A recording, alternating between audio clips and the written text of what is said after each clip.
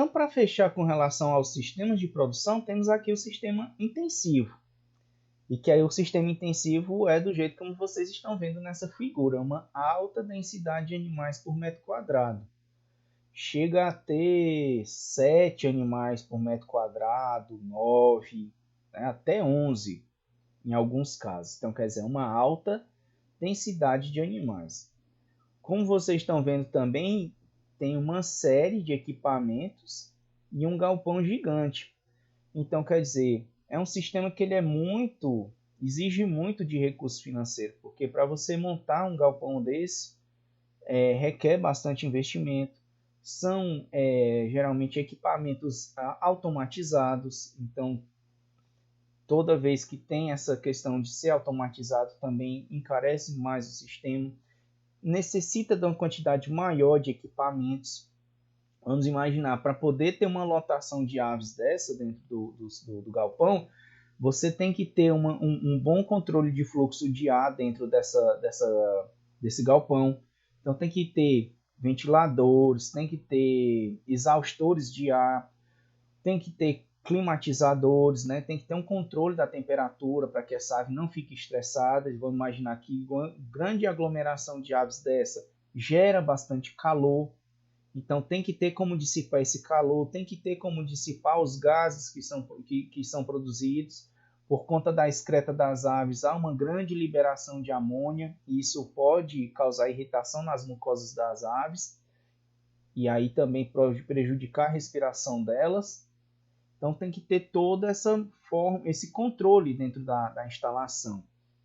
E por conta disso, acaba sendo bastante caro para você montar. Então vamos imaginar um galpão padrão, isso há um tempo atrás que eu vi no Globo Rural. Um galpão padrão, né, para cerca de 20 mil aves, 20 mil era 30 mil aves, aproximadamente, não, era para mais, era para bem umas 100 mil aves. Estava em torno de 100 mil reais para colocar, para ter controle climático, para ter controle de alimentação, para ter controle de água, tudo automatizado. Então você imagina, 100 mil num galpão. Quer dizer, é muito recurso que você tem que despender. Já fica bem diferente do que a gente estava comentando agora há pouco, que inclusive dá para ir fazendo certas adaptações, dá para a gente trabalhar com bastante recurso que tem dentro da propriedade, não precisa ficar lançando mão de gastar com tudo enquanto. Bem diferente já nesse caso aqui. Já é uma coisa bem que exige maior recurso. Há também uma maior exigência com a nutrição, porque aqui vamos imaginar, é aquela ave que ela vai estar pronta para abate com aproximadamente 39 a 42 dias.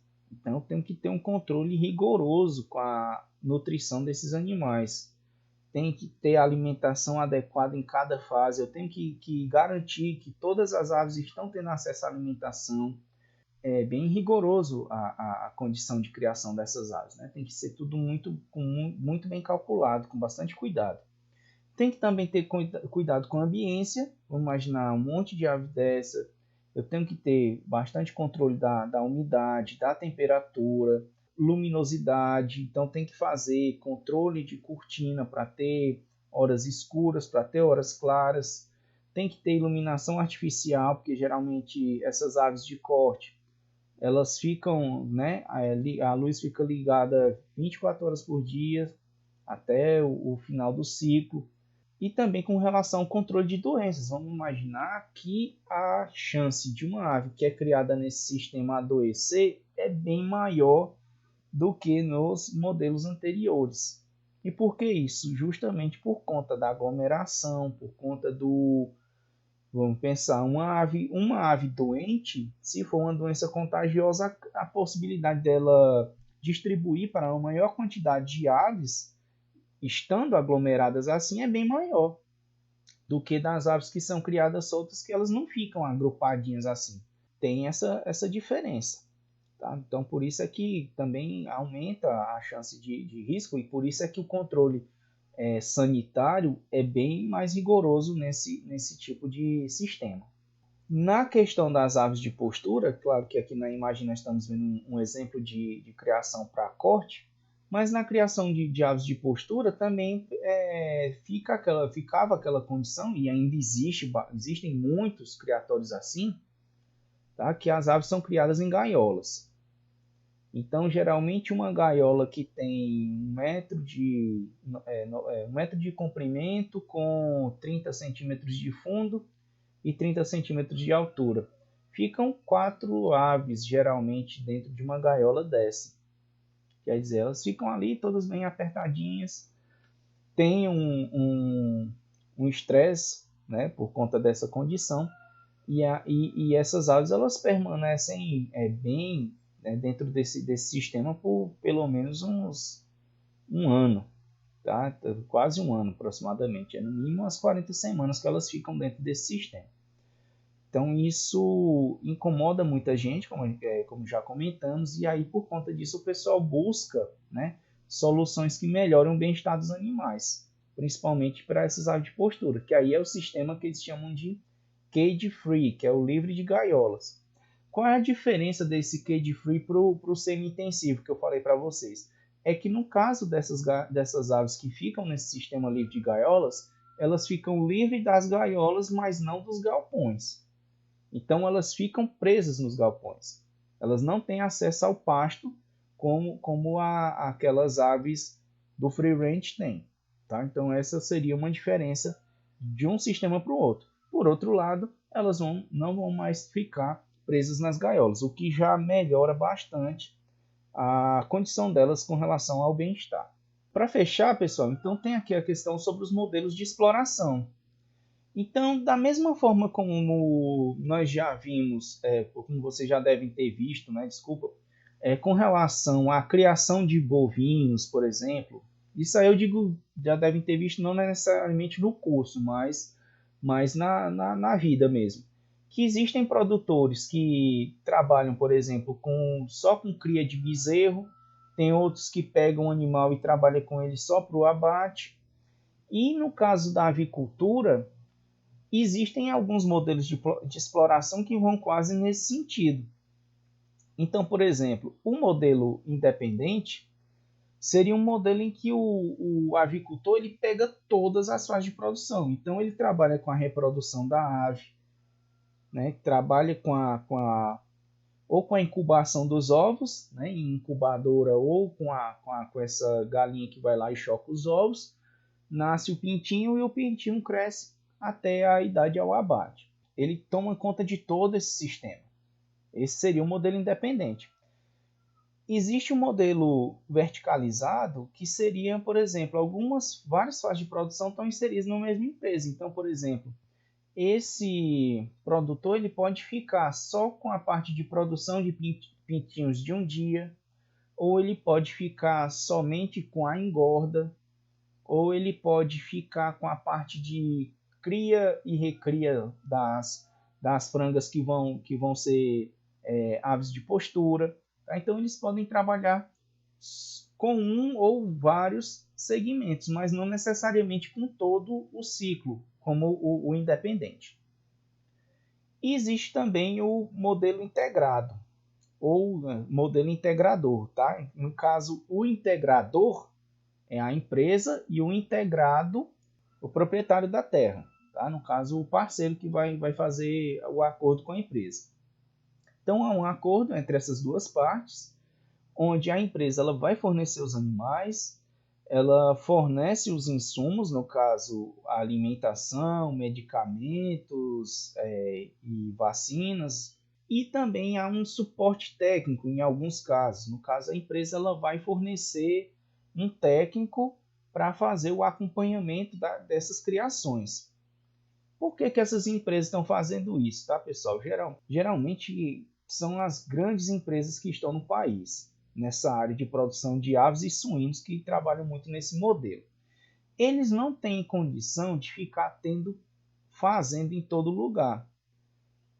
Até porque é uma forma deles tentarem compensar a parte de mercado que eles absorveram, que foi tão grande que acabou comprometendo a capacidade dos pequenos produtores de poder produzir.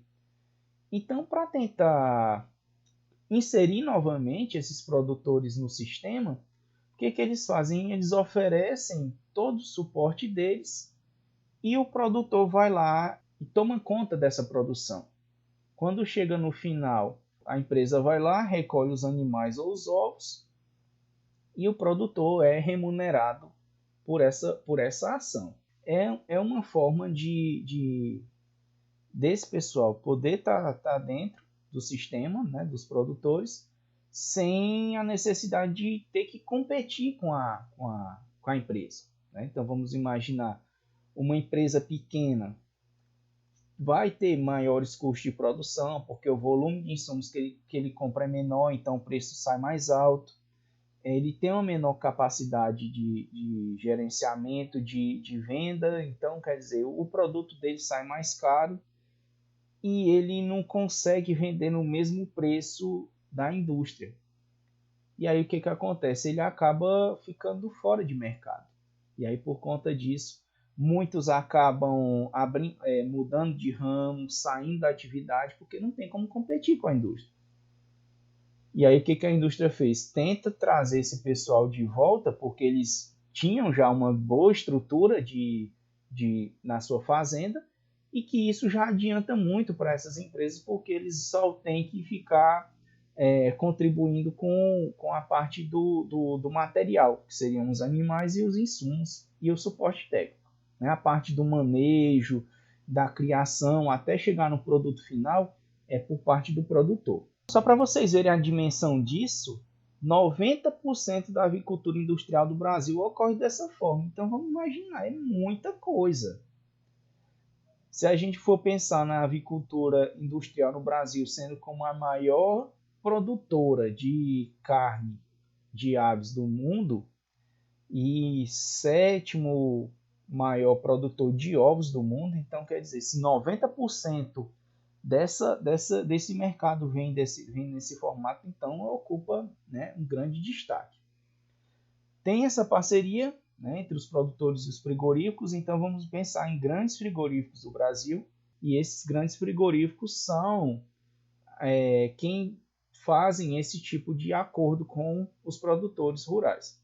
Uma das vantagens, vamos imaginar, para você que vai produzir, né, seja lá o que for, a maior preocupação é para quem eu vou vender e como eu vou vender e quando eu vou vender.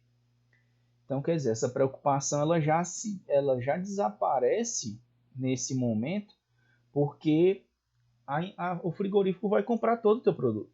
Então, quer dizer, você já não vai ter essa preocupação de para quem eu vou vender, você já vai ter a quem vender. Então, isso é ótimo.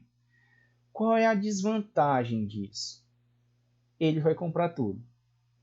Então, por exemplo, você poderia até ter parte desse mercado, dessa sua produção, direcionada para uma venda para outro nicho de mercado, que te pagaria até mais do que o frigorífico te paga. Mas você não pode fazer isso. E outra coisa, o preço é regulado pelo frigorífico, então não é você quem dá o preço, são eles. E aí, no caso, você acaba só sendo remunerado pelo manejo. Então você acaba perdendo um pouco da condição de ser produtor. Você é um zelador dos animais, quase isso, né? Então fica meio estranho.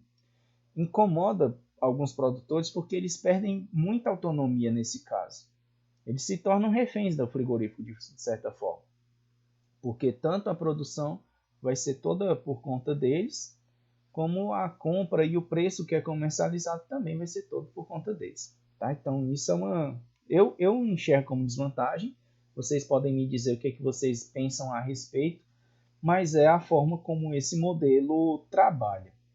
Existem vários relatos de caso com relação a esses modelos e que para alguns tem uma grande vantagem, né? Por exemplo, eles fazem essas integrações com associações de produtores, com cooperativas, com assentamentos. Então, tem, né, certas formas que tem como também ajudar no desenvolvimento, livrar o pessoal um pouco muito da necessidade de ficar dependendo de governo e partir para cima mesmo e tentar ganhar o pão com as próprias mãos, né? Ou pelo menos de uma forma mais fácil. né? Vamos dizer assim, porque todo mundo está na luta, mas às vezes é difícil para a pessoa conseguir as coisas. Esse tipo de parceria ajuda a pessoa a ter um pouquinho mais de gás para poder fazer isso. Dúvidas, meus caros? Tá, pessoal? Então a gente fica por aqui. Até a próxima aula. Como eu falei para vocês, na próxima aula a gente vai falar sobre instalações e equipamentos, ok? Até a próxima. Tchau, tchau.